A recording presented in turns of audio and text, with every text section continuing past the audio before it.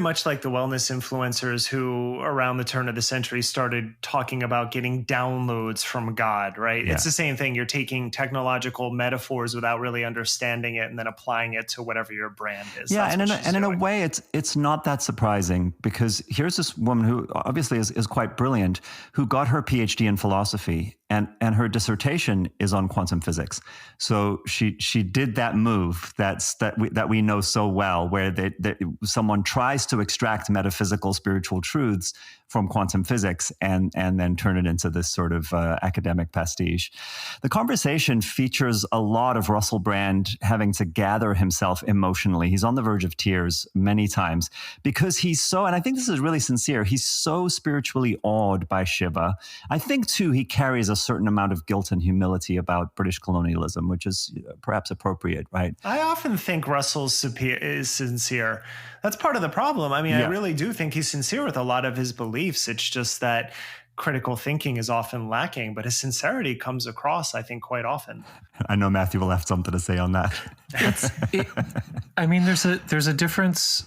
Well, I don't know. I mean, there are degrees of sincerity based upon how much anxiety I feel coming off of a person. Yeah. I mean, there's a kind of sincerity that feels like it's, I don't know, that it's rich or something like that, because the person is feeling something and there's empty space and he has to fill the space.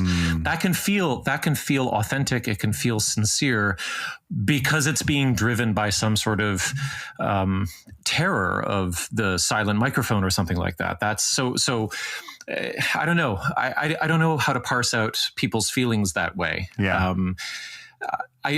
I mean, I trust that he's not lying, if that's what we're talking about, but I don't trust that he's expressing something that feels settled. Well, let me put it this way. My interpretation is that there is an actual emotion showing up for him that is impacting his behavior. Whether or not we can then claim to understand what that emotion really means or what it's really for is something else, right? Yeah. So he's definitely spiritually awed by her. She holds forth throughout the section that I watched inspiringly about the sacredness of nature. So you have this juxtaposition between, desacralizing technology and a return to the earth, and a sense of the sacred that comes from ancient tradition. But again, the extent to which she gets the science wrong is really striking. Critics have pointed out, and I'll link some articles here in the show notes as well, that she not only propagates pseudoscience and conspiracist ideas, but she also has actively and at times successfully campaigned against relief efforts that donated GMO food to areas suffering famine and other disasters. So, she seems to be okay with those people starving on the basis of her anti-GMO absolutism, while turning around and charging $40,000 reportedly per speaking engagement plus a business class round-trip plane ticket. So we end up here, I think, between the right-wing free speech warriors like Lim and conspiracist anti-vax censorship martyrs like what Brett Weinstein has turned into, and then more left-leaning activists like Shiva and to an extent Brand, who see technology as an extension of colonialism.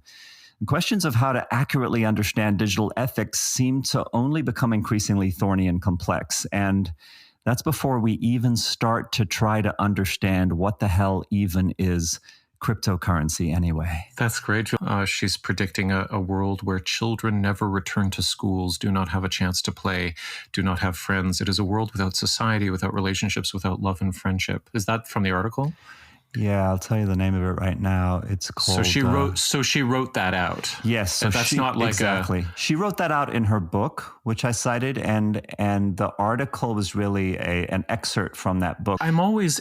We've spoken so often about how people with scientific credentials that they marshal appropriately or not, according to their lanes or their disciplines or not, and how they will break into a kind of scriptural diction that, in this case, almost has like a a Job or Ecclesiastes kind of feeling to it. It's so stark and absolute. And for a while, like, I've thought about moments like this as kind of like the eruption of the person's black and white psychology in some way. That I take this psychoanalytic perspective where, does she actually believe that the world is turning into a place where children never return to schools? Like, this must be an exaggeration. And if it's not, and if she doesn't catch it in one edit after another, and if no editor says, hey, can you tone that down a little bit because it sounds a little bit extreme, and it just floats through, it seems to be this instance where this like really powerful projection sneaks through into the person's public discourse, where they have this enormous fear about what the world is turning into, and they can't help but to turn that into an actual prediction. Yeah, and it's very similar to some of our conspiritualists. Bauhaus wife comes to mind. Bauhaus wife does it, yeah, right? Who use the fear, the sort of science fiction fantasy that vaccines are going to turn us all into AI, and that's what they're really for. There's really this other like bizarre agenda of turning us into machines. I mean, I think with Shiva, the second aspect of how she does this comes into play, because I think that when a person like that, or Zach Bush, slides into a kind of scriptural language, it's so entirely divorced from the science that they are ostensibly concerned about and talking about. I almost feel like it has this anchoring function for the readership or the listenership. It's like, science is complicated.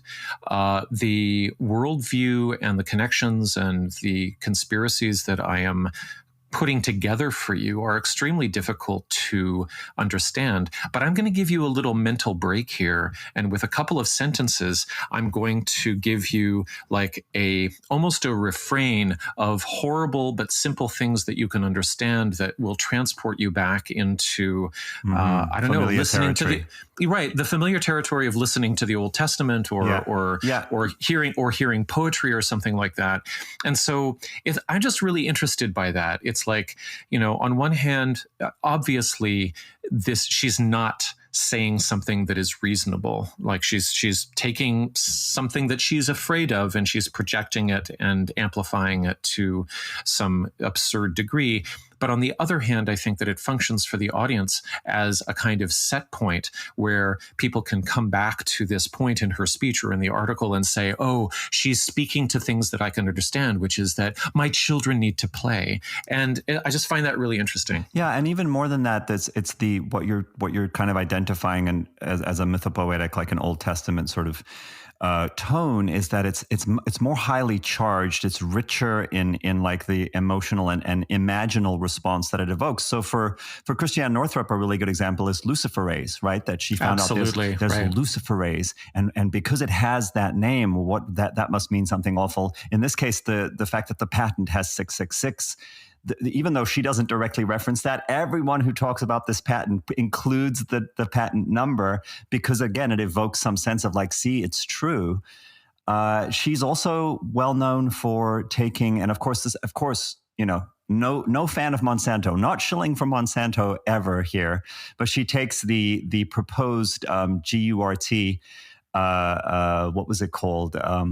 Termination genetics, whatever that proposed technology was for stopping the seeds from continuing to propagate, and proposes that that's going to lead to a complete global apocalypse, because it will eventually become contagious enough that it will destroy all life on the planet. It will stop all reproduction of all plants and eventually all animals, and that's how it's going to go.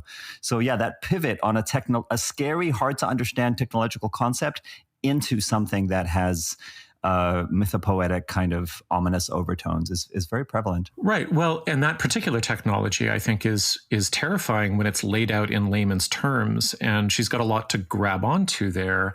And it's just very interesting to see somebody or people again and again default to, okay, well, how can I reduce this into a paranoid soundbite and make that the centerpiece of the rest of the sort of charismatic dream that I'm weaving for the public.